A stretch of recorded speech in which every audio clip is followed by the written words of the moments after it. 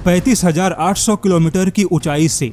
चीन ने कुछ ऐसा किया जिसने पूरी दुनिया के होश उड़ा दिए। वहीं चीन ने जो कारनामा किया उसके बाद खुद अमेरिकी जानकारों ने चेतावनी दी है कि चीन ने पूरे नेवल वॉरफेयर सिद्धांतों को पलट के रख दिया। खबर कुछ ऐसी है कि चीन ने लगभग 35,800 किलोमीटर की ऊंचाई से एक चलते हुए जापान के तेल से भरे टैंकर को ट्रैक किया। हालांकि इस पूरी खबर को आगे बताने से पहले आपको बता दे, धरती से 160 से 2000 किलोमीटर की ऊंचाई को लो अर्थ ऑर्बिट माना जाता है, जबकि 2000 से 35,786 किलोमीटर की ऊंचाई को मीडियम अर्थ ऑर्बिट माना जाता है और 35,786 से लगभग 36,000 किलोमीटर की ऊंचाई को जियो स्टेशनरी ऑर्बिट कहा जाता है। और ऐसा नहीं है कि इतनी ऊंचाई पर केवल चीन का ही सैटेलाइट मौजूद है, क्योंकि भारत के इनसैट और जीसैट सीरीज के सैटेलाइट भी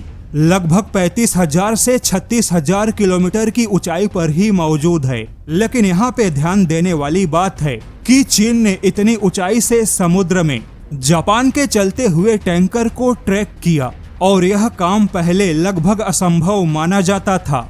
लेकिन चीन ने यह दिखाया कि चाहे दिन हो या रात हो, मौसम अच्छा हो या खराब हो, 24 घंटे किसी भी समुद्री जहाज को ट्रैक करने की क्षमता मौजूद है। लेकिन अब एक और खुलासा हुआ कि चीन के ऐसे कारनामे के बाद अब चीन का जिलिन 1 सैटेलाइट अमेरिकी नौसेना के सभी युद्धपोत की लाइव ट्रैकिंग कर रहा है। यानी हॉर्मुज स्ट्रेट से लेकर फारस की खाड़ी, अदन की खाड़ी से लेकर अरब सागर तक अमेरिकी नौसेना का कौन सा युद्धपोत कहाँ है, चीन को यह सब कुछ मालूम है।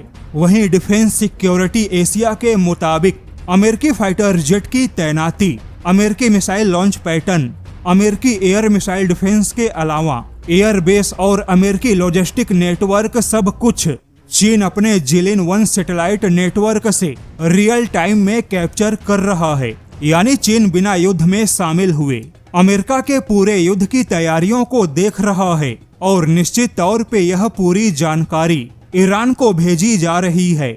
यहाँ पर आपको बता दे, जिलिन 1 सैटेलाइट नेटवर्क में लगभग 300 से ज्यादा सैटेलाइट शामिल है और यह 0.5 मीटर की हाई क्वालिटी इमेज दे सकता है। रिपोर्ट के मुताबिक इस युद्ध में अमेरिका खुद को समुद्र में छुपा नहीं सकता। लेकिन अब यहीं पे सवाल उठा कि जब चीन अपने सैटेलाइट नेटवर्क से अमेरिका को इस तरह से ट्रैक कर सकता है, तो भारत की सेना भी इसी प्रकार के निगरानी में हो सकती है। लाइन ऑफ एक्चुअल कंट्रोल हो या हिंद महासागर में सभी गतिविधियां इसी प्रकार से रिकॉर्ड हो सकती है। और जैसा कि चीन इस समय अमेरिका से भी कहीं बड़े स्पेस युद्ध की तैयारियां कर रहा है और चीन के स्पेस युद्ध में सैटेलाइट सबसे बड़े हथियार होंगे, जहां एक या दो नहीं बल्कि चीन के पास में सैकड़ों सैटेलाइट नेटवर्क होंगे और प्रत्येक सैटेलाइट नेटवर्क में 300 से 500 सैटेलाइट मौजूद होंगे।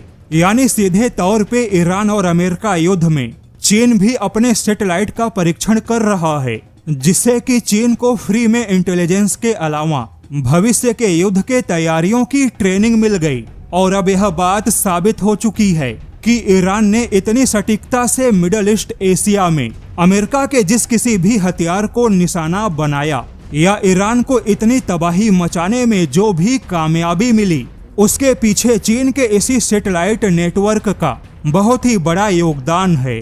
वरना ईरान कभी भी मिडल ईस्ट एशिया में इतने सटीक हमले करने में सफल नहीं होता।